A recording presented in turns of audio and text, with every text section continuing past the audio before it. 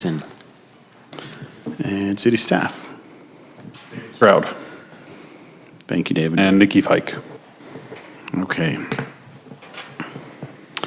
This is a public meeting, and we've set aside some time for things that are not on the agenda, that aren't public, for you to come forward if you have ideas or concerns or thoughts that you'd like to share. The time is yours. We'll give you 3 minutes per person, and if you could state your name and address for the record, that'd be great.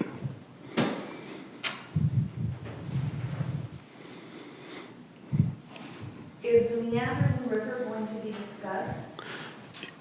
We are talking about that tonight, so that is on the agenda. Or do we just wait for that? Let's see, yes. That is a public hearing, so if you want to talk about that one. Any others? Okay.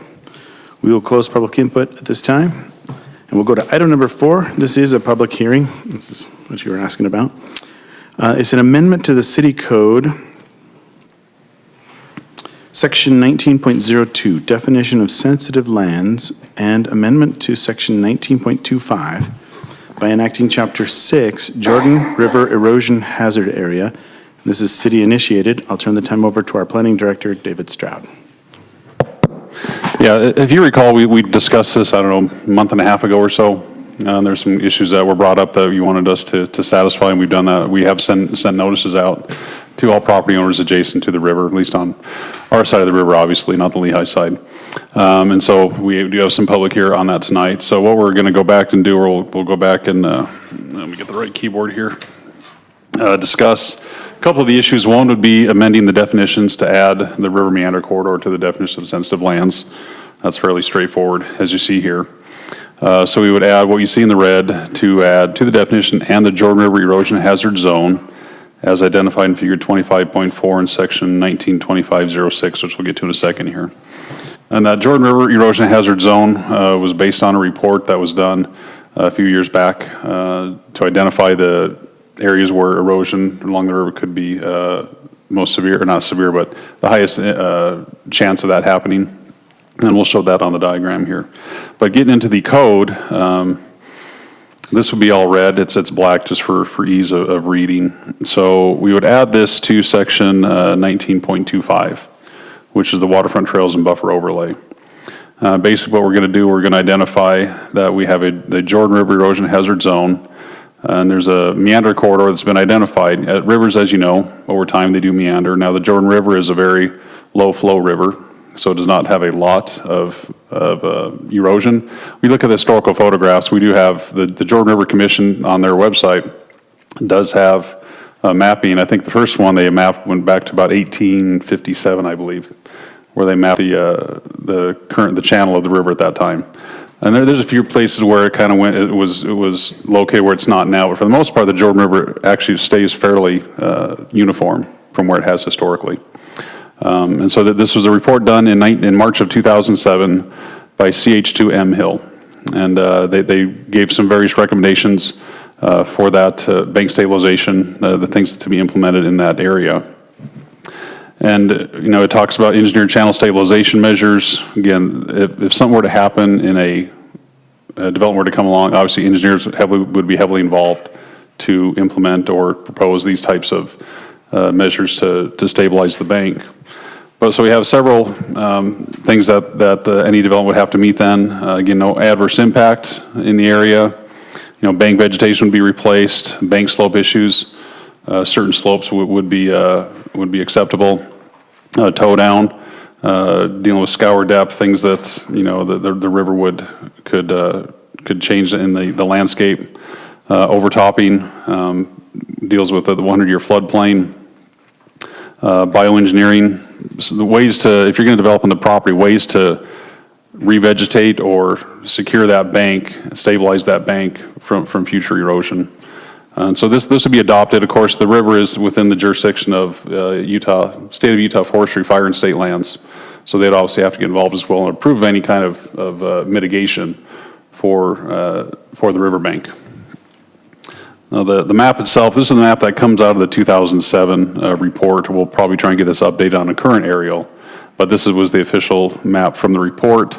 Again, so that area in the red would identify where the meander corridor, and again, it identifies obviously on the east side of Lehigh, We're mostly concerned obviously with the west side in Saratoga Springs. So basically what that map is identifying is just areas of potential river movement along that corridor. And so any property that is then along that, in that corridor that's adjacent to the river, if development should take place, great, we'd like to see development happen. We just want to make sure for the purpose of safety and property values, that riverbank then is stabilized to prevent further erosion, because obviously once you build structure or develop the property, you don't want the river to move and then potentially take out houses or buildings over time. So it's really there to protect the property owners and any kind of future development. And of course, our recommended motion would be to positive recommendation onto the city council. And of course, you have the option to continue or deny the request as well. And we do have Gordon here. Jeremy and I kind of worked on this together in the Public Works Director. He cannot be here tonight, but Gordon certainly can fill in and discuss any specific engineering issues as well that you may have. Thank you for your presentation, David. Gordon, did you want to add anything to the presentation? Okay. We will go ahead and open this up then for public comment. This is item number 4. If you'd like to come forward, now is the time. You have about 3 minutes. And state your name and address for the record.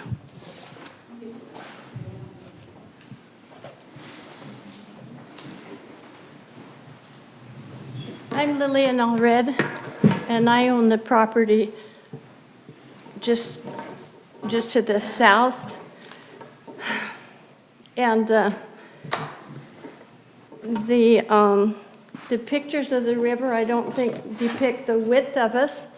The kids and I have boated down that on my kids' boats, and there's areas down through the property that belongs to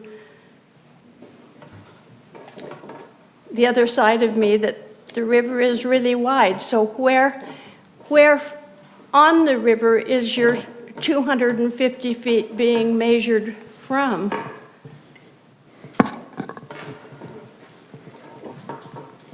If it is 250 feet, that's what we've heard through the vine, that it's 250 feet.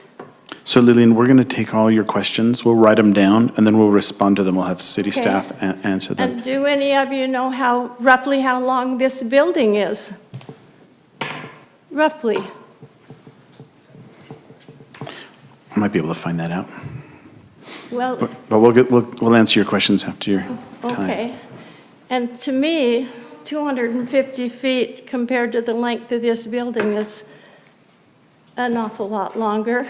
And when I see this corner house over here that's closest to the property that's next to my property, see the corner of the house and the dirt coming off so steep down to the sidewalk that the rain gutter stuff is washing mud down onto the sidewalk and then over to the edge of the river. I just think, why would those homes be right so close to the river, and yet you're talking 250 feet of my property from, what, the center?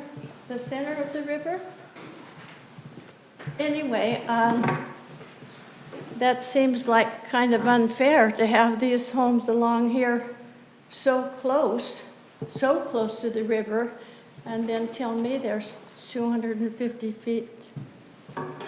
Anyway, and the people that have been working to possibly buy my piece of property have been, I think, working with you folks for a year now. And this is a council meeting after council meeting while they're waiting to find out what's Bosch Homes, I guess, what's going to happen. But that's my retirement. We bought the property years ago as an investment, and we're sure hoping that you're going to give us a little more leeway than that. Lillian, before you sit down, can you help us see where you are on the map? I can open up, Because I'd like to see exactly what you're talking about. I'll open up the city map here. That point is closest to Redwood Road. That brownish piece of property is... Can you indicate that with the mouse? I'm going to open up a better map here. Okay. You can point on his screen to him. Yeah, I know where it's at. Let me just bring up this map here. And I'll switch it over to that monitor here.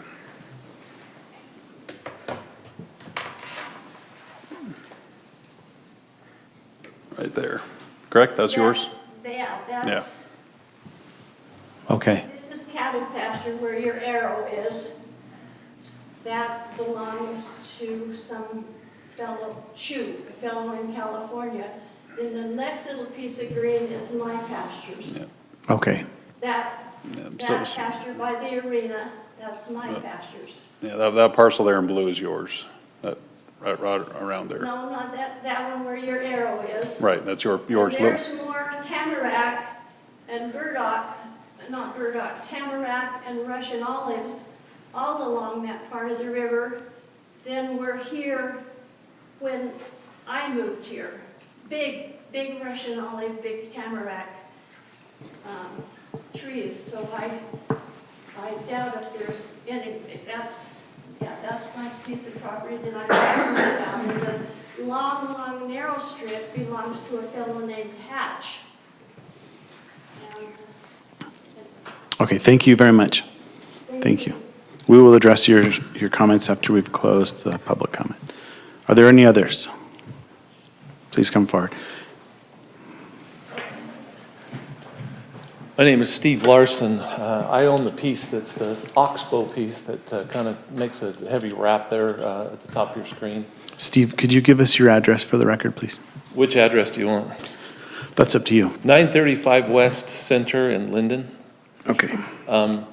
As I listened to your comments, and maybe a little different from the statement just made, from what I understand, all you're asking for is additional oversight as we develop that property. Is that correct? So you're not limiting it, but you're adding some definition of how we protect the property. Is that a fair statement? We will be answering that, but after we close public comment. We're weird like that. Sorry. Did you have any other questions you wanted to ask? Well, no, the only other statement that I would make is that if my statement is accurate, the list that you show there, and if you'd scroll back to the previous couple of screens there, you list 4 or 5 items that would be used to scrutinize and analyze to determine the safety. My personal opinion is that that's probably not defined well enough. It's still fairly general, and I think that, my opinion is, it's a good idea to protect properties and to find ways to protect future residents. But as a developer and as a potential, resident there, I think that it needs to be defined better and not left so open. So I just think that those A through G are not bad comments, but they're probably not defined as well as I think they should be in order to allow people to act within that zone. Thank you very much for your comments, Steve.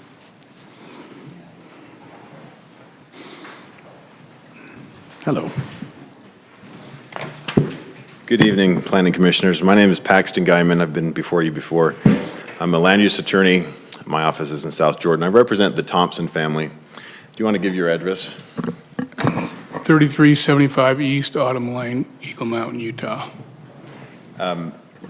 If we could pull up the map, I want him to be able to show you where their property is located. It's right within this area. Mr. Guyman? Yeah. Your guest, could you please tell us your name for the record, please? Hiram Thompson. Mr. Thompson, what's your first name? Hiram. Hiram. His brother Leland is here as well. The Thompsons have owned land in the Thank city you. for a long time. Thank you. Do you want to, where can we point out? Let's see, there we go. You've got it up right there, both. Thank you, David, thank you. Right there. He's right by it, too. So they've been working on this, coming up with a design for this development with Justin Earl, and are excited to move forward with it. Just a few comments on the sensitive overlay zone. As you know, it's not uncommon to have sensitive overlay zones. You have them for steep hillsides, you have them for areas where there's soils concerns. That's appropriate. I think it's well within your discretion as a city to designate areas where you basically need to take a closer look. And we would encourage you, as you are formulating the language for this overlay ordinance, sensitive ordinance, that it's designed to do just that, but not more. In other words, don't prohibit development altogether. Don't make it so that it's simply a moratorium de facto on development in this area, but take into account the need for professional input. When I was on the Planning Commission in Cottonwood Heights, we have some areas that are right along the fault lines, and we designated a sensitive overlay zone for this exact reason. And we basically came up with an ordinance that says, look, before you build, we need to do certain studies, geotech, geoanalysis, and get an engineer's approval for each lot in this area. That we're gonna show where you can build, where the land can be disturbed, and that the soils are stable and not subject to concerns. That's really, I think, the appropriate approach in this situation with the Jordan River. You want to allow for professional input to come up with design mechanisms that can mitigate the risks appropriately, and yet still allow the property owners to have value in their land and to be able to develop. That's really all we have to say tonight, is please take those competing concerns into account as you formulate the language. And anything to add? Thank you very much. Thank you, Mr. Guyman and Mr. Thompson. Any other comments from the public on item number 4?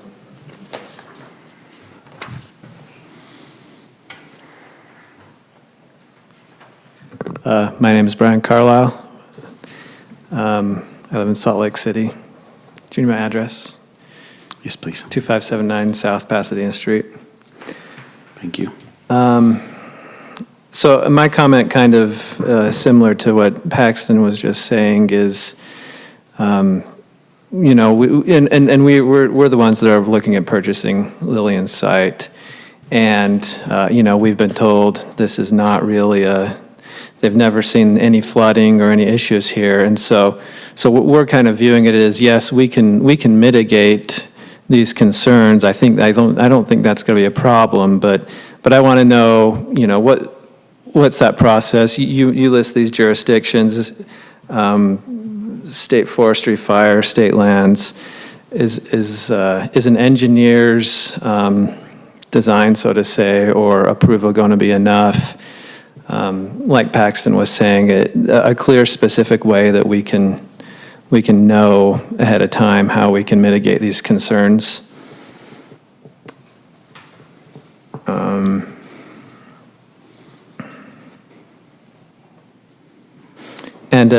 And is a clear delineation also available? So you reference a study that was done by the Jordan River, I don't know the name of the Jordan River Commission or whatever.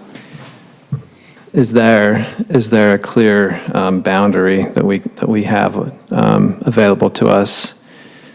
And does that whole boundary need to be mitigated, or just kind of the riverbanks, I guess? I don't know, just a lot of questions in those regards. Sorry. Thank you, Brian. Any other comments from the public?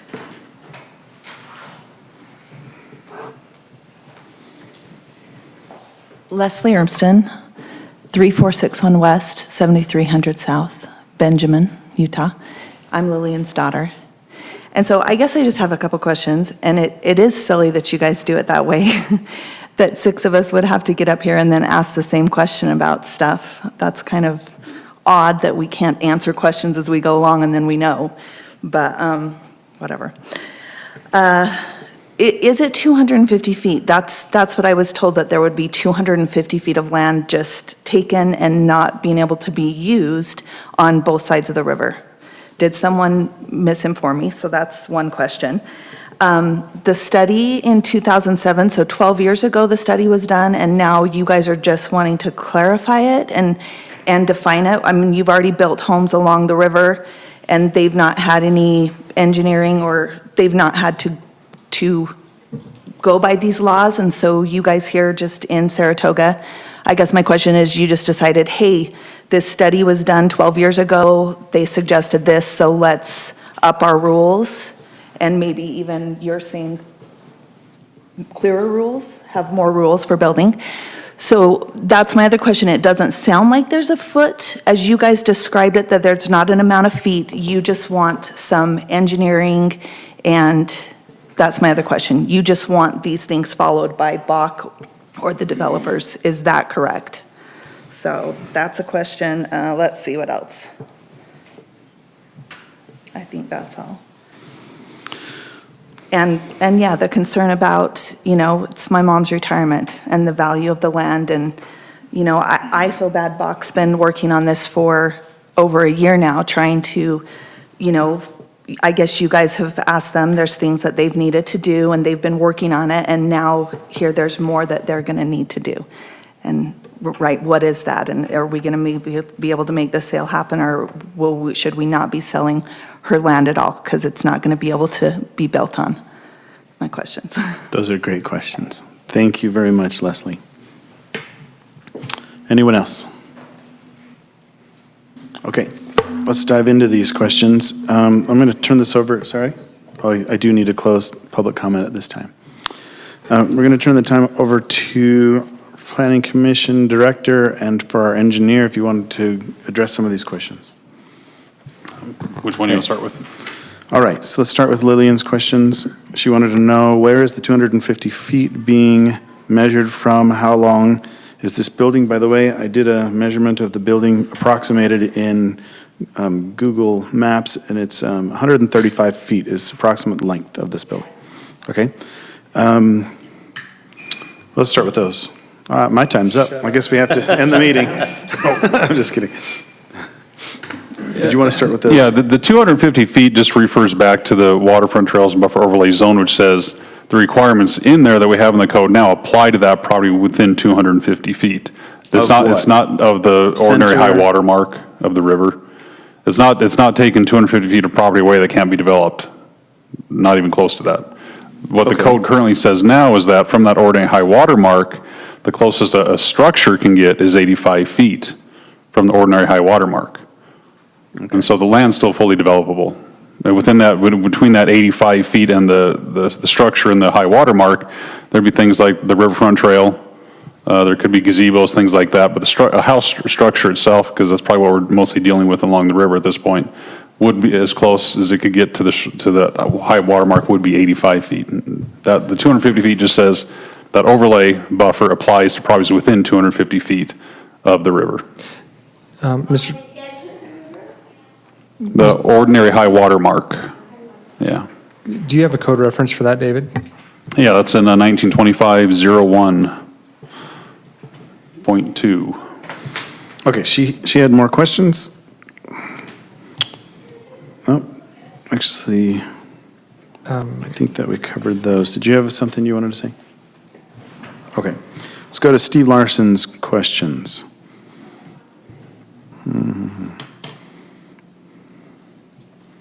Okay, so the question he had is, are we asking for just additional oversight on this? There's a list shown where there are 4 to 5 items to scrutinize safety, and he suggested that it was not defined well enough and that it would be a good idea to protect the property if it were defined better on line items A through G. Yeah, that's what we're doing now. Right now, we don't have anything that says you need to protect the riverbank from erosion and scour. So if somebody builds there now, that could potentially happen. We don't have a code to help prevent that. And so we're doing this to protect the property owners and the property value of any development. Okay, how about adding additional, beyond what we're doing today, additional definitions that are more I mean, detailed? we're open to any kind of discussion, obviously. This is our first go at this code. Obviously, as codes generally are worked through the years, they're added to. You're very familiar with that. We take things to you and the city council 4 times a year to say, this needs to be clarified, or this needs to be cleaned up. Obviously, if this code were implemented, sure, you could probably see some changes in the future, because once you get working with it, you realize, well, we didn't consider that, or something's come up that we need to address now. We're just trying to get something in place now to protect those property owners, though. Okay. Then we had comments from Paxton Guyman. Let's see.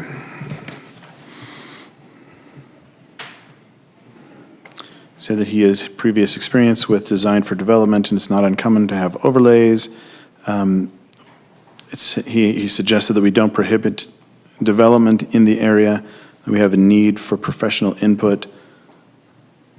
We should have designs for sensitive overlays with engineer's approval, where to build and where to disturb the land. I didn't see many questions. Well, on and that. just to kind of pick up on that, I mean, we have that buffer right now on the Thompson property. There is that 85-foot buffer, just like on the other property. That exists today, it's in the code now. And so you can't build within 85 feet of that high water mark, at least structures anyway. That's in place currently. This just says, and we are working with a developer on that property, this just says if you're going to develop the property, and because you're in that meander corridor, you need to shore up the bank to prevent erosion. David, that's the reference I'm having a hard time finding. Which one are you? The 85 feet. Oh, excuse me, okay, I thought you were doing the 2 feet. It's further down in the chapter, you can see it on the So 19.25. 192502. So that says 50 feet. Well, there's an 85 total, there's a 50-foot riparian setback, a 20-foot trail corridor, and then a 15-foot patio and lawn area. So a total of 85 feet to a structure. But you can have things between that high water mark and the structure, however. Maybe I'm getting ahead of ourselves, but it says the 50 feet, but then it's an exception, which is boardwalks, patios, decks. Right, those are things that can still go within that 85-foot buffer. Just not the building You property. can't put All a- I see is it says no disturbance shall occur within 50 feet of the Jordan River ordinary high water mark or the Utah Lake Compromise line. That's the only thing in the code. There's exceptions for boardwalks, sitting areas, things like that. So whatever the 85 feet is, perhaps we need to take a look at that and make it more clear, because all I see is 50 feet. Do you see the figure 25.3? If I scroll down. Excuse me, potentially. 25.1.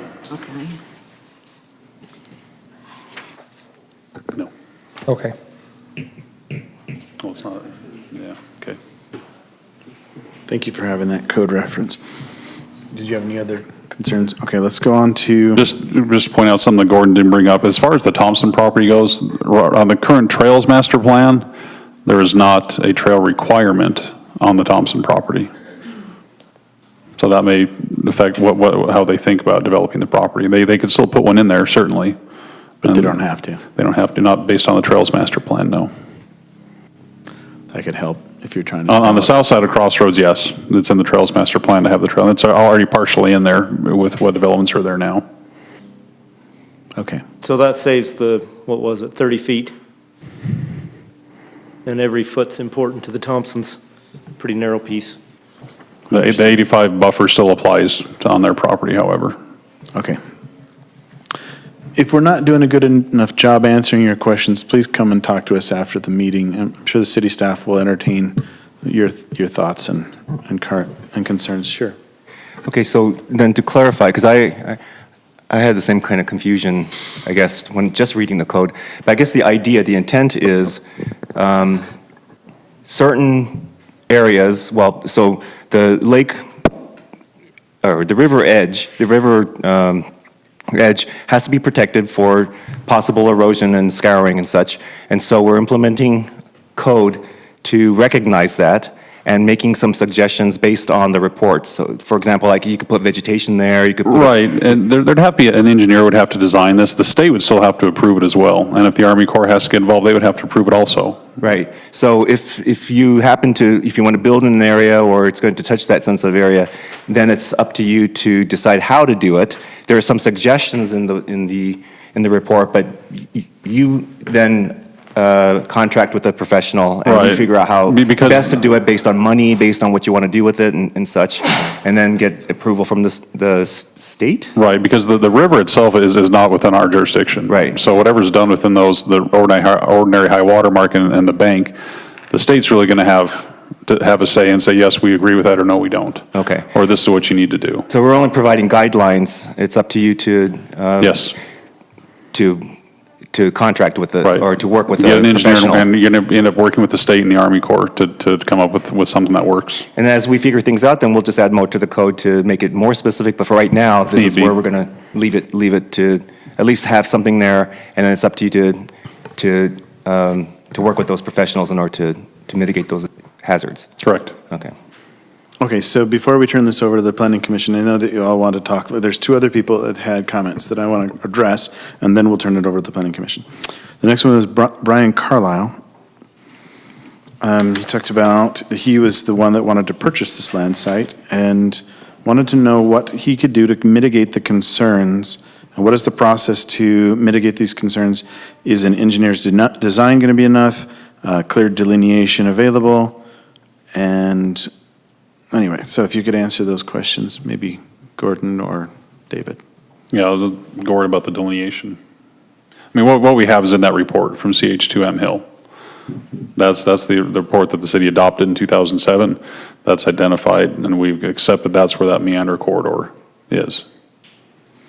Okay, so is there Mr. anything they can do to satisfy, what do they have to do to satisfy the code that's in there? Just follow it? Is that what you're saying? Yeah, I mean, obviously, what are the guidelines which we've kind of put into the code? Again, it's going to go back to, they're going to have an engineer, should this be approved, they're going to have an engineer going with the plan to show how that bank stabilization will take place. Then they can develop the property. I've been working with Mr. Carlisle. We kind of were going back and forth on some concept plans on the property, and we were going through what the current buffer overlay requires. And so there's some things that are going to happen on that property for that property to develop, and it doesn't meet what the applicant would fully like to see, or excuse me, Mr. Carlisle would fully like to see with the property, but it is the code now, and that's what we do have to go by as far as, again that, for instance, that 85-foot separation. They wanted to put the road, because if you look at let me switch maps here. And just one of the issues.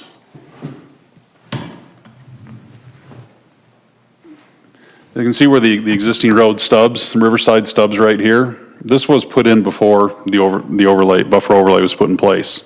So now the code requires that this road cannot follow along the river right here. It has to be pushed out, and the structures, whatever homes we assume, have to be built between the road and the river. That's obviously goes into his property. It's not how he wants to see it developed, but that's what the code is today, and so that's what we have to follow. I remember when that development went in. Okay. Next one was Leslie Ernston. She also had a question about the 250 feet. Wanted to know if she was misinformed, and that we were just clarifying, that there are already homes built along the river.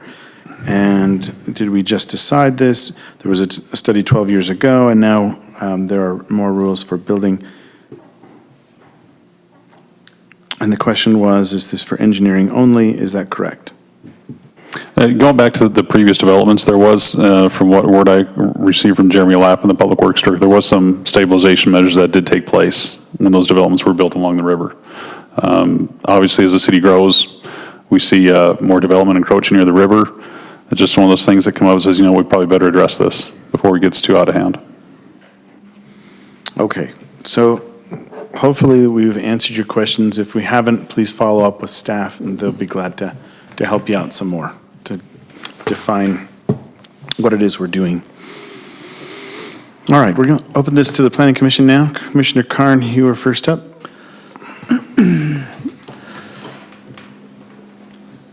Dave, is the river bed and the river state sovereign land?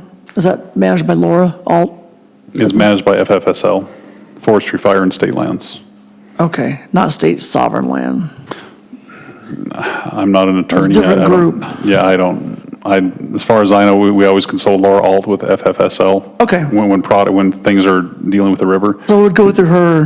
They're the ones These that. approvals would go through. There's the one, right, FFSL. Okay, And if Army Corps needs to get involved, any other agencies that would have to have their buy-off on that. Okay, and I was a little confused reading through this. So this new code by no means restricts any development, It does not. any new additional development outside of current city code. Does not. It just adds protections Does- it just- to, if you do it this way, you've got to repair it this way. It just adds the protection, says, okay, you can build by the water, but let's shore up the bank, let's stabilize it, so in the future, there's not going to have the chance of being eroded and then, you know, catastrophically affect the house or something. Right, but it still does not allow any development within 85 feet of the high water. Right, that's does in the not code. change. That's in the code now, right, All right, yeah. thanks. Okay, Commissioner Kilgore. Okay, and it's probably, maybe we're flogging a dead horse, but I'm still not clear.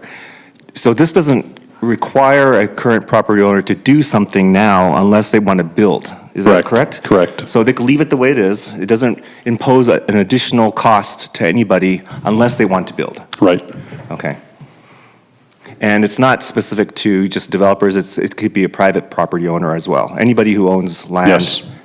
Anytime someone's come in for a subdivision, or if there's a site plan involved, then you'd have to address those bank stabilization measures. Okay. Right now, I don't believe in our checklists for site plans, for the development process that there's any bullet or requirement to address erosion for properties that are on the river or the lake, I guess. And I wonder if that's something that we should add in there, because some of the question is, what's the process that they have to go through? Do they have to call these state agencies or on their own? Or is there something in what the city requires the developer to follow, a bullet point or something that says, and, erosion control Right. if it applies to you? Right. Should this be passed, we'd obviously update our checklist to say you need to address this. Anytime we do have development along the river, though, FFSL has requested that they be contacted, so they're aware of what is going on. Okay, so who contacts them then? Yeah, we do. Oh, the city, We do, yeah. okay, all right, okay. Do we need to put anything in there for wildlife or endangered species? Because we had a discussion a while ago, I don't know if it was about a year ago, where, I think it was a developer who who was very thorough and did a endangered species survey or something, and then found like 3 different species along the river. I think they're plant species or something, and do we have to worry about that? I don't know if that's if there's a state requirement where if an endangered species is identified, that we have to do something with it. We could certainly add that in there to Okay, have I just that wondered. as part of a study.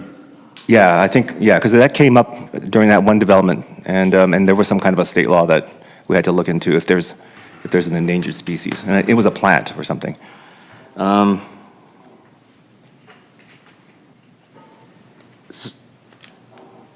Okay, so I own property on the lake, and I was told that that property owners on the lake are required to remove invasive species like the olive tree and the Russian olive and the tamarisks and things like that, and that we as private owners had to do it. But then there was an alternative that if we I can't remember what it was, because I didn't. If there was a if we provided a right-of-way or something, then the city had funds, or they can do it as part of building a trail behind my house, between my house and the lake. And is there something like that that's possible for properties on the river where? I guess I'm asking, is a situation like that necessary, or maybe we're not incurring it? In my case, I was told I had to do that, and I had to spend my own money to remove those plants, those invasive species. But I guess this code is not telling a property owner, that they have to do something, other than unless they decide to build on it. Is that right? Correct. Okay. Yeah, there's no action if the property sits the way it exists today, for instance. Okay. It only kicks in when development time occurs. Okay. Okay, that's it for me. Thanks. Thank you. Commissioner Steele. Yes. I see this more as a protection of the land than anything else. And when I'm not from here, so it's been several years ago, I sat in front of my TV and watched the river down south start overflowing, and it scoured, and there was a house, I would say it was more than 250 feet, and the river kept taking more and more and more land. It took the house. So the people were not only left with no home, but they were left with very little land, because the land was then in the river. So yes, that's an extreme example, but it has happened, and so I see this as a protection so that the land that you have paid taxes on for all these years remains, and you get full use of it. If the river takes it, then it's gone. And so I see this as a good thing. And I'm not sure where the 250 feet came from, other than if you have property within that 250 feet, then you need to stabilize the banks if you develop, or if you sell to a developer, the developer needs to do that.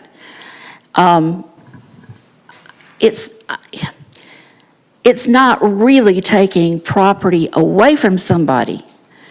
And with the trail, somebody could argue that, but that has been the standard all along the river and the Utah Lake. So I don't see that as any different. And I would hope that everybody would look at this as, gee, it's a protection for me, not an onerous regulation. That's all. Okay. Commissioner Anderson. Yeah, I had a question about what's Lehigh's current, so Lehigh is on the other side of the river. I'm looking through their development code. I'm just curious if you know, David, how they define their sensitive lands or what things they've have in place. I don't. I haven't looked into Lehigh's code. I just try and read ours. Yeah. Well, it's real super user-friendly. Yeah, I mean, you look at the aerial and where that meander corridor is, yeah, they've got a lot of homes that are within that meander corridor. So I suspect they would have to have something in place to allow development like that. So my other question is, so we know what it is today, we know what the code is, everyone is in and grandfathered as the status quo is today. So you say, okay, this code, whatever we add to the code, from that point on, once that gets adopted and implemented, from that point on, we all have to adhere to. My question is, it seems like some of these people who've come are already maybe in the process.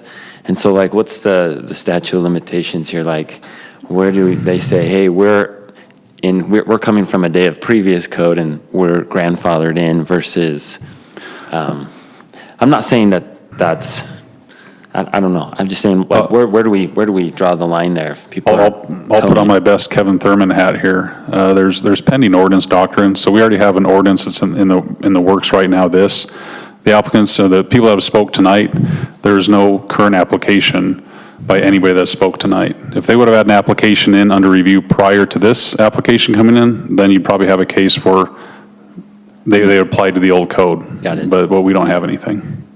Okay, that's all I got.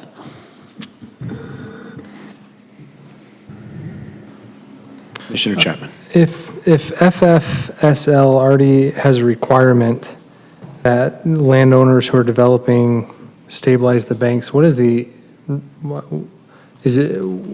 purpose for having this code? To protect the property owners in our city. Because right now, you can develop now. I don't know the extent of the reach that FFSL has as far as what regulations they have. But right now, since we don't have this, development can take place along the river and the lakeshore without, in the lakeshore, you're not going to have the erosion issue, obviously, as a river.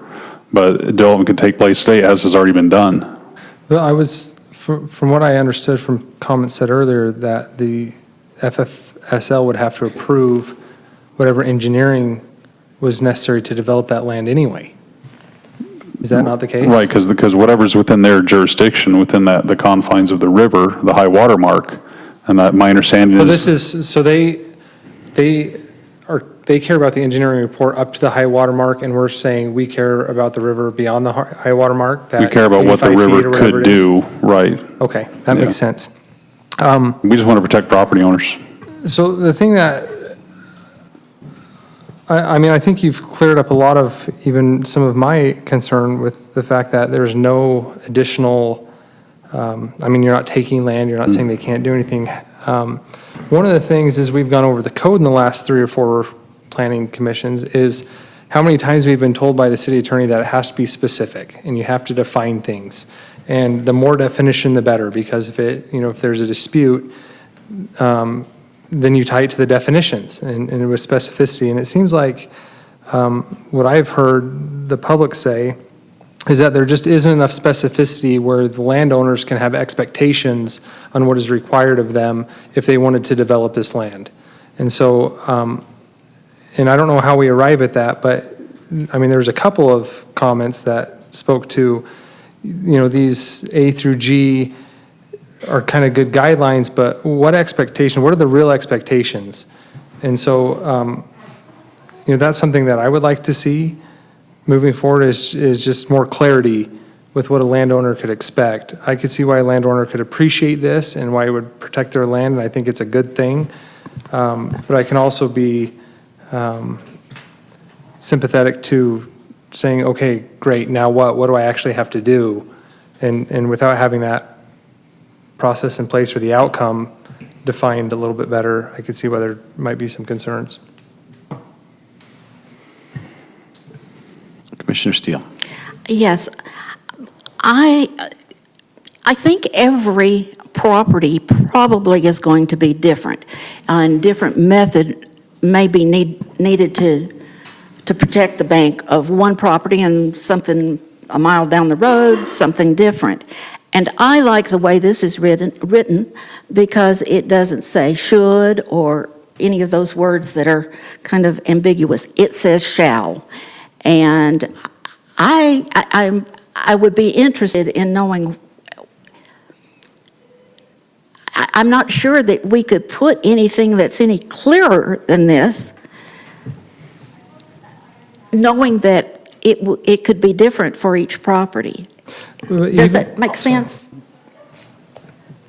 Sorry for Okay. interrupting. You can. Even the expectation of, if you're in the Jordan River erosion zone, you have to have a engineering report that details what stabilization methods the property owners would have to take. It's different on each property. That's why if you tie it just to an engineering report, but at least that gives the expectation for a landowner that, okay, if I want to develop, I have to have an engineering report that specifies what I need to do on my property to make it developable. I see what you're saying. I mean, even just that gives more direction than what do I do now? And that may be just an unwritten expectation if you're a developer, I'm not, that you have to have an engineering report. But at least it steers them one way and says, if I do this, then there's a pathway.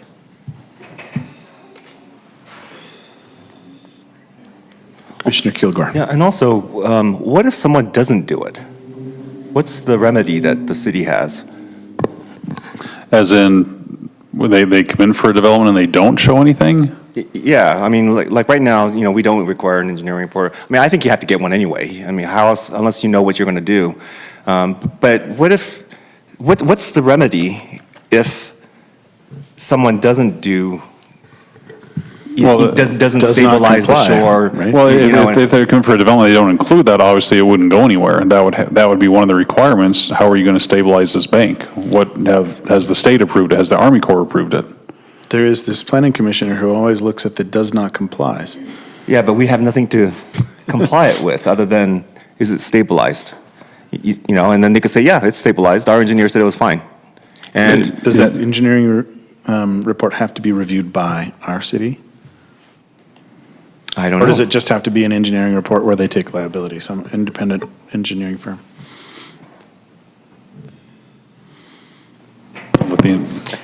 You're on.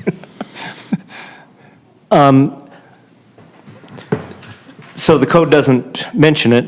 In the absence of it mentioning that, I would view it like the city views a geotechnical report, which is a report that's commonly received on any development where structures are being built.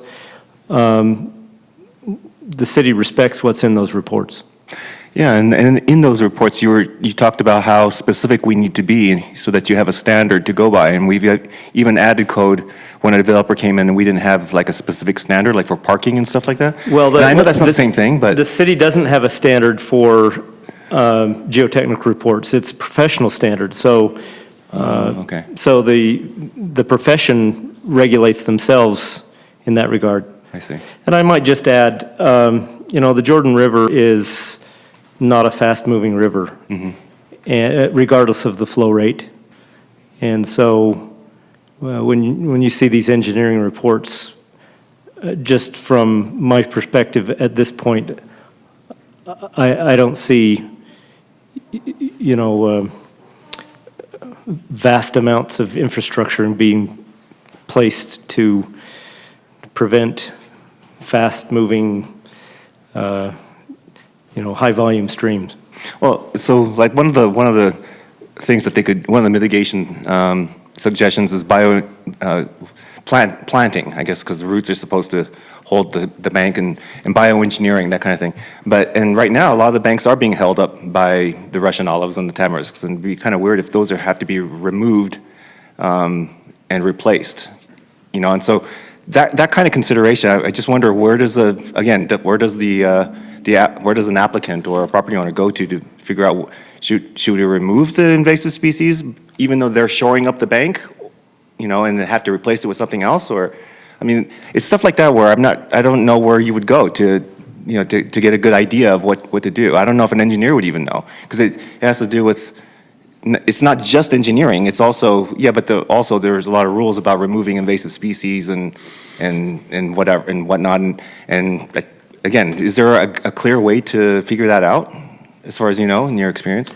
Oh, I don't know about what would force them to remove the invasive plants. I don't know about that. That's an interesting dilemma, because you're exactly right. There are areas along the river that are stable because of the invasive species. Yeah.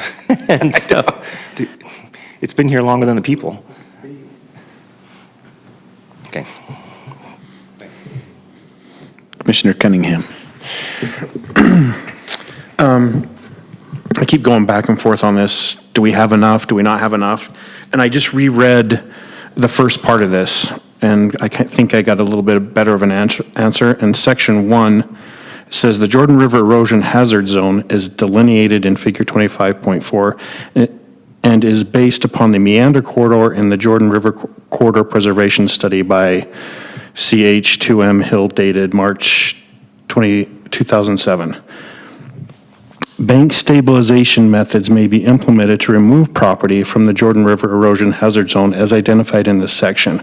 This sentence that starts, bank stabilization methods may be implemented to remove property from the Jordan River Erosion Hazard Zone as identified in this section. I read that twice because that's telling me if you do this, or what we're suggesting here, then the meander zone isn't going to be as big as it is in this picture, because you're doing something to protect the land and the homeowner or property in that area. So to me, this helps to clarify where we probably need to do something like this so that they have the option to remove it from the zone some way. Right, that would happen once bank stabilization takes place and is approved. That would come out of, we would update the meander corridor map. And then a secondary concern is what they have to do. It sounds like we're going to have, engineers will have to look at this and decide, and then the Forestry Service will have to look at it to, I'm guessing, approve it. So I think we're going in the right direction for this, for me. That's all I had to say. Thanks. Thank you. Commissioner Steele.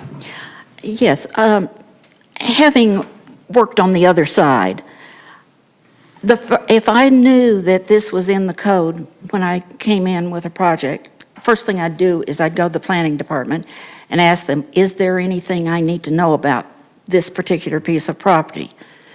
Even if I was from LA and working here, I would do that. And then I'm sure they would say, well, this comes under the jurisdiction of the Utah Division of Forestry, Fire, and State Lands, Army Corps of Engineers. The next trip I'd make is, or I would ask the question, where are they located, and do you have a contact person? Then I would go and I would talk to them and say, okay, this is the piece of property, and what do you want? And if they say, well, you could do this or you could do that, I would probably say, well, now, which would you prefer? Because you like to have a project go through smoothly. So I think it's more up to the engineers to figure it out, or their representative. So I see that this is a good thing. I understand the concern about not saying something about engineering, but it's all right there. To me, this is a good thing, and I'll repeat that. That's all. Thank you, Commissioner Steele. Any other comments from the Planning Commission?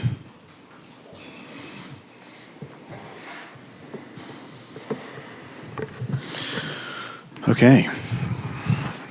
It's a good discussion. Thank you for that. And thank you for everybody who's come to give their comments. We appreciate your comments. And hopefully we have addressed all of those. I'll entertain a motion. Based on the evidence and explanations received today, I move to approve the proposed amendments to Chapters 19.02 and 19.25 as identified by the staff with the findings and conditions contained in the staff report dated May 9th. And I'm going to redo this because this has to go to council. Okay, based upon the evidence and explanations received today, I move to forward a positive recommendation to approve the proposed amendments, Chapters 19.02 and 19.25, as identified by staff with the findings and conditions contained in the staff report dated May 9th, 2019. We have a motion. Do we have a second? Second. We have a second. Is there a question on the motion? Did you get the second from Commissioner Kilgore? Okay. All in favor? Aye. Any opposed? Motion passes unanimously. Okay. Yeah, and if you do have further questions about this, we do ask that you talk with staff and resolve those. Okay, let's go to item number 5, approval of minutes. Has everybody had a chance to look at those? And if you have, I'll entertain a motion. I move to approve the minutes, Planning Commission minutes from Thursday, April 25th, 2019. Sorry, I move to approve the Planning Commission minutes from Thursday, April 25th, 2019. We have a motion. Do we have a second? Second. We have a second. Commissioner Cunningham, is that correct? Any question on the motion? All in favor? Aye. Any opposed? Motion passes. Reports of action. No reports of action. Okay. Let's move on to item number 7. This is a discussion of city code, title 19.06, landscaping and fencing. We have allotted 10 minutes for this discussion. Does anybody have any comments that they'd like to make on this?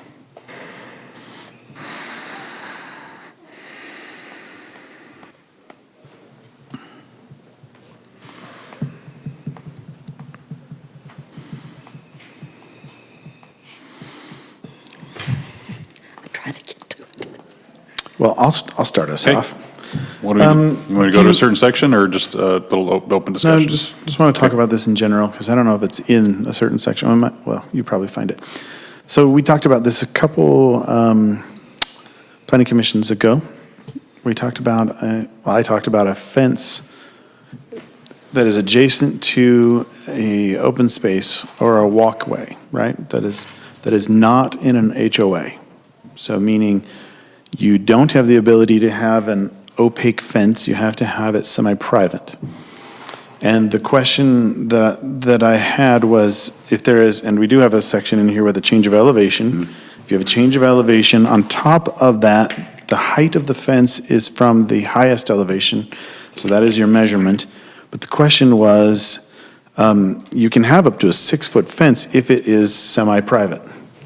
Now, in that discussion, maybe somebody doesn't want to have a fence quite as tall. So maybe instead of a 6-foot fence with a certain percentage of it being Opaque. some percentage is opaque and the other is semi-private. Could that landowner have a shorter fence, maybe a 4-foot fence, where the additional space? I mean, the purpose of the code from my understanding, and I could be wrong, was that that open space is open to the view of the people around it, so it promotes safety of the people that are walking down the pathway. And the other one was to protect the city-owned land there from homeowners, which are not in an HOA, from spewing garbage over their fence and saying, that's not my mess to clean up. So if you have a 4-foot fence, you're still satisfying both of those arguments. The first one, that you're able to see the person that is in that pathway, and the second, that if you have a 4-foot fence, you're going to be able to see what's on the other side of it, so that owner may not be motivated to dump their garbage on the other side of the fence. So the question was, could you have, what is the minimum height for the fence being opaque or semi-private? Probably just fully opaque. If you wanted a 4-foot fence that was fully opaque on it's a very specific question, on a different elevation. I was wondering if you did have a chance to talk to city staff. Yeah, and you and I talked about that, and I haven't brought up with staff. It does pose an interesting dilemma. Would it be in a lot of locations? Probably not. Right. But being required to be 6 foot, there's a purpose behind that. If maybe someone doesn't want a 6 foot. Right. But if the requirement is a 6 foot, at least right now, we'd say, well, sorry, it has to be a 6-foot fence. And we do get some people that don't like the 6-foot fence. They want to replace the semi-private with a solid. We had an instance like that, a trail access. The adjacent property owner was threatening to take out the city fence. It was on city property, the 6-foot semi-private, and put in a solid because they didn't want people looking into their yard. Mm-hmm. And I get it, but that is what the requirement is right now. Is there a way to solve that? I'll play devil's advocate with you. If you have it semi-private all the way down. 6 foot. 6 foot all the way down, 4 foot all the way down, where it's semi-private, then you can see a toddler or a baby crawling that's gotten out, and that's part of the safety. So, as I say, this is devil's advocate. Just saying. Or even a lone jogger, a person by themselves running along. You could see that person. You can see them with a 6-foot semi-private. You can see them with a 4-foot opaque. Just not a toddler jogging. Well, if you're in that yard and you're standing up, you could see over the 4-foot fence and see a toddler jogging. So anyway, I just wanted to know if you gave that any more thought than. Honestly, I haven't. I do know we have discussed it. It's, we do have notes that with these lists that you're bringing up with us, things that we need to address. But no, I haven't actively talked to staff about it. Okay. Any other comments on this? Or are there on the code? Commissioner Kilgore. On code, or chapter, page, whatever, 19.06.2.II. It's tree-based clearance. 0606? 06062.III. It's the tree-based clearance. Okay. Paragraph.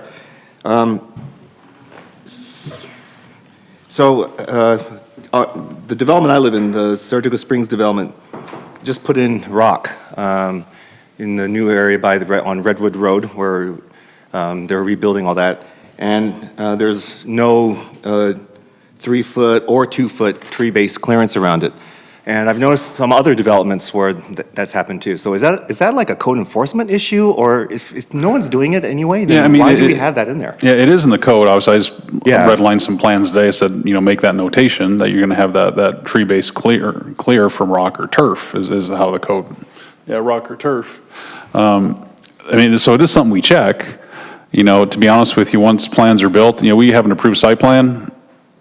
Will never be exactly the way the approved site plan goes. Plant could be shifted around or species, whatever it may be. And I suspect that's probably something that the landscape architect is probably not, going to be something like that he's going to be looking for. He's going to just be say, hey, I've got these plans, guy told me to put them here. I'm honest with you, that's probably just the way it goes most of the time. Yeah. But yes, it is something that we can enforce because it is on the approved site plan. So it's possible, so like in this case, there was no probably site plan because it was something that was disturbed during the Redwood Road reconstruction, and then it was fixed. Did the state do that? Is it in the state right away? Yeah, well, it's in the UDOT right away, but UDOT paid money so that the HOA can fix it, after it was disturbed. And so I don't know if there was I don't know if there's a plan that when you're fixing something that was already disturbed. But if we're not, does that mean then the city can come back later and say, you got to fix all these because there's no tree base clearance? If it's in the state right away, there's probably some question to that, whether we could even force them to because it's their property. Obviously, it would be a good thing. I think it's there for a reason. You don't get rocks that'll pile up against a tree, potentially, ring the tree and then kill the tree. Yeah. Well, I know, but okay. I mean, and the other thing is, we require two colors for rock, and again, that area is not. It's all one color, and so again, I've seen other developments do the same thing where it's all just one color. As far as like the park strip is concerned and things like that. So again, is that something that the city can then come back and force you to change all that? Yeah, based on the approved site plan. So whoever the planner is redlining those plans, they should make that notation because it is in the code, says you have to have two color rock. Yeah. Have a board between it as well, edging between it. Okay. I have a question about that. Commissioner Steele, oh, you're okay? Go ahead. Are you done? When it says. Not done, but it's the same thing. It's the same, It's the same thing. When it says two separate colors, okay, and I've argued this. My feeling was that if you were going to have rock, that you have maybe a large size of a dark rock and a smaller size of a tan rock, and they all be mixed together, so there's some depth in that. Another way of interpreting that is that you have red rock and then brown rock and then red rock, and it is separated. Which way is it, or can it be either way? How I've looked at them, I've reviewed plans, they show that, it typically shows where the plant lists are. Here's our turf, here's our symbol for turf, here's a symbol for rock. They just show two different colors and two different sizes of rock. I see, okay, they show two on the site plan itself, the landscape plan, and there is an edging that separates it. That's why I've always looked at it. Now, technically, could you mix them together? You still have two different colors, two different sizes of rock. That makes it look better, Right. really. And I think you probably have that, and I could probably get behind that. But you probably have to leave it open to whoever the landscape architect is, or whatever look the owner wants. So as long as you're still meeting two colors, two sizes, yeah, I could probably see that being a way you can interpret that. Okay, just wondered. Okay. Thank you. Yep. And one last one. 1906-06, oh wait, no, I did that one. Sorry. 1906-08, 1.E. This is a single-family residential and park strip landscaping requirements.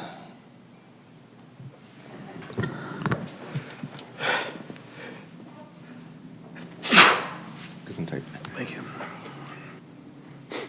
Got it? Did I highlight the right one there for you? I can't see. At least 25% of landscaping in Yes, front that's yards? the one, yes. Okay, so I don't understand that either, because, for example, in my yard, and I'm just, because I'm very familiar with it, but I know that other, my neighbors are that way, we have I have no areas in my front, side, or backyards that's not covered with grass or rock. This says that you have to have 25% not covered by grass or rock. Is that the, it's for shrubs? Yeah, at least But all- 25% of landscaping in front yards and quarter street side yards shall consist of non-rock planter beds, shrubs and grasses. I'm assuming when it says grasses, you're not talking Kentucky bluegrass, you're talking an ornamental shrub type grass. That's, when I read that, that's how I interpret that.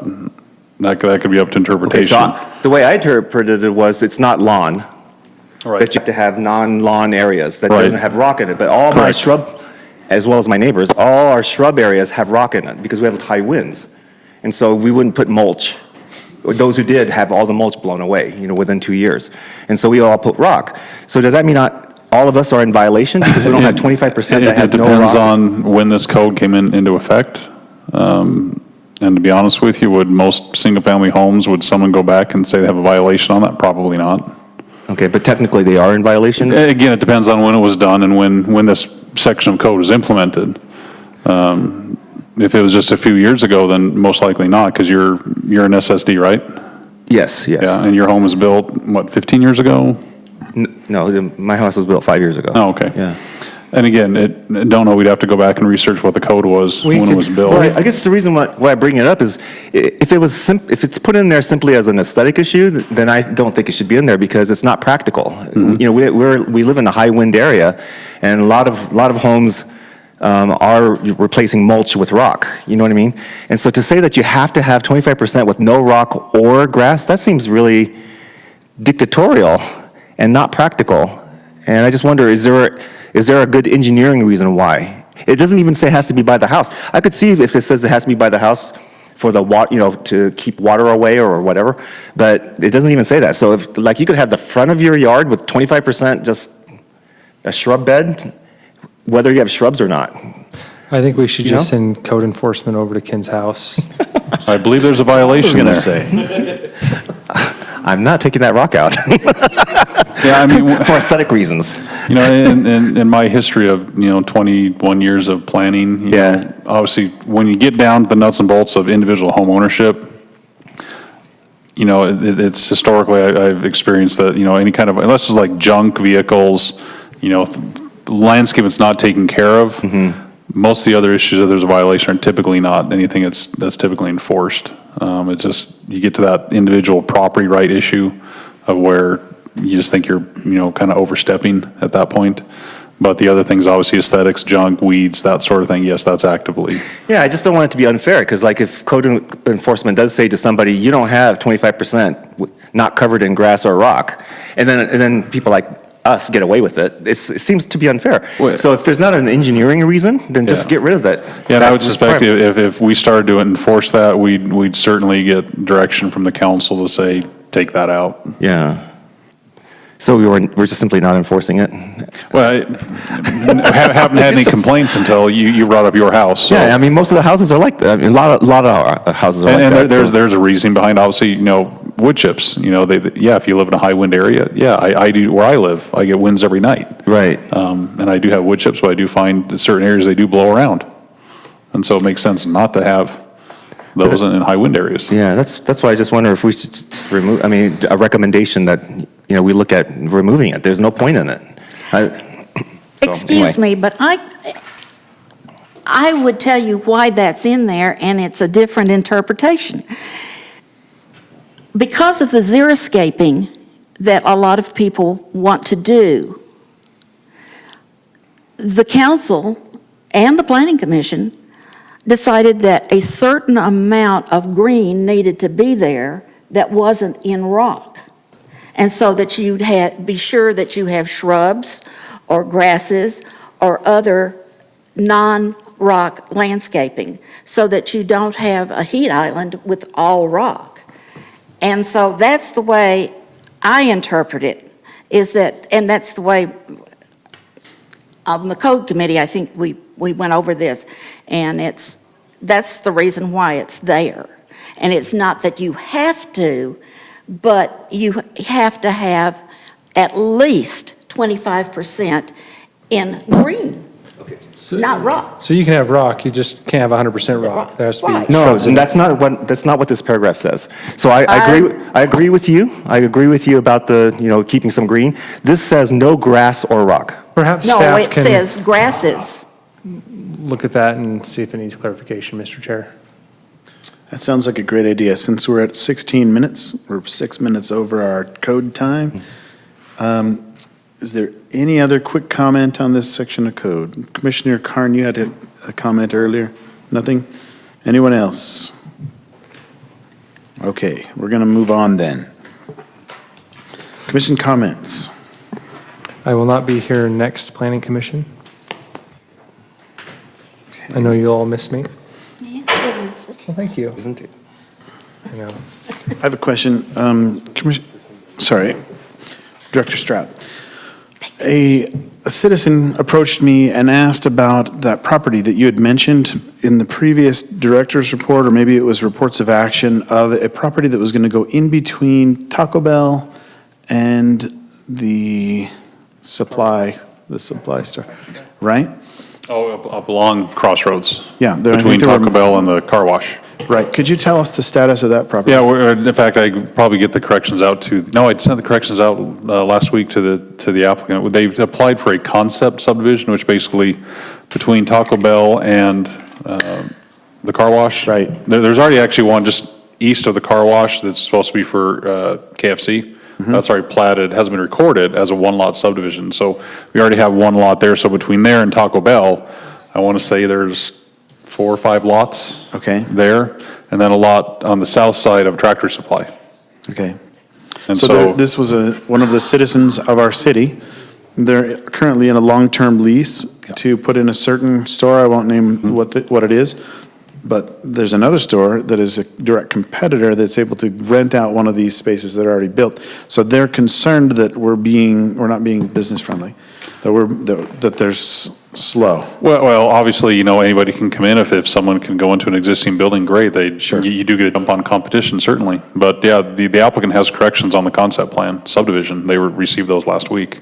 Okay. And so we're not holding them up by any means. You've communicated it. Oh, yeah. You didn't hold on And to it. I'm sure he's the one I spoke with today as well.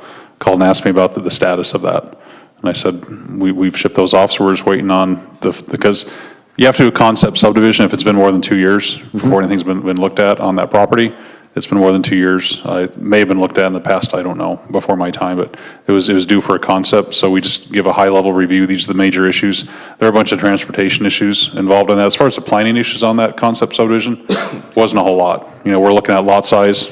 Okay. That's about it as far as planning goes at Not a this whole lot of point. holdups. Pretty easy to There comply with. are several for engineering, but they don't have to bring that concept plan back to us. Okay. They just take those concept red lines, they incorporate those then into their formal preliminary submission. It just gives them a heads up, these are some major issues you're gonna have to address. Okay. Thank you. So the ball's in their hands right now. Yes. Okay, thank you. We have Commissioner Carn and then Commissioner Anderson. When do you think the planning commission will see Beacon Point 1B? It's noticed for the next meeting. It's been noticed. Yeah, they came in, just to give you the kind of the behind the scenes what happened. They came in Tuesday. We met with them, they formally submitted. We met with them last week, so they're probably going to bring it on Tuesday, they did. And talking with the SLR representative, he said, before you get that on your website, because, Tina publishes those fairly soon after getting them, it'll already be on the mormonnewsroom.org website. And so after our meeting here, when he formally submitted, he got on his phone and sure enough, within about 5 minutes, that was then formally announced that would be there in about 10 minutes till it hit Saratoga Springs Link. So Dave, the city got it Tuesday. It's been noticed. It's on the planning commission calendar for 2 weeks from today. Yeah, because in this case, I just want to be known that the city is not being slow or standing in the way of this being heard by the planning commission. yeah, it's not, and it never has been. I know what it's not been, but And I know, I read the For our comments entire comments from the audience- public. Yeah. for all Receiving threats. all 3 people at home watching, this was received on Tuesday. We will see it in 2 weeks. And and because in this case, the Village Plan 1B, it's everything interior of the rights of way. And so there's not, there's some standards in the Title 19 of whatever village plan has to have, yes. But they're fairly straightforward, so there's no engineering details that really need to be addressed at this point. Those are all handled, obviously, because it was taken care of with 1A. And so it was a fairly quick review. Kara Knighton's actually one that's doing the review on 1B. And she's got most of that, if not already done, but we did have a notice for that. Can we stop talking in code? I mean, I've shut you guys all down from saying the T word. Let's The just hear it. 1B says special project on it. But it's formally, it's been announced it's the temple site, so it can be called the temple site. Thank you. I just, if you want to say that word now, go ahead. Well, and if you recall now, I don't know who was all on the board when the district area plan came through. Was anybody on the planning commission at that time that's here now, by chance? When what? The district area plan came through, the DAP? Oh, no, that was a long time. Okay. If you go back and look at the DAP, there's a park type called a special project Yes. area. So you look back now, Heard about that when I it first was, came it in. was most likely considered many, many years ago to put one there, or then- somewhere out here. And then it was suggested by one of the, at the time, council members that that could be a potential site for a special project, in which they quickly came back with a different plan showing housing within that special plan, the special area. Okay. Thank you, Dave. Commissioner Anderson, thank you for your patience. Quick question.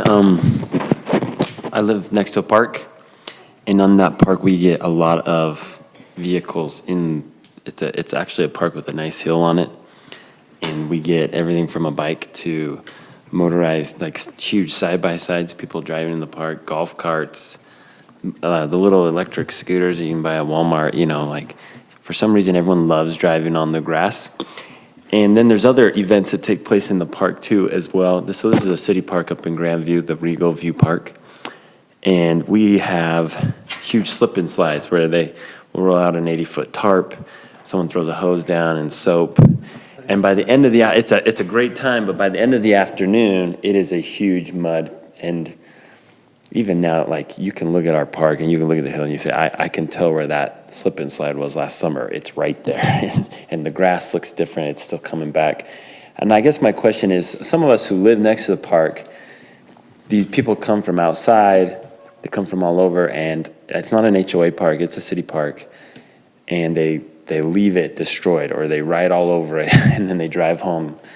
And my question is, what's actually permissible? And secondly, what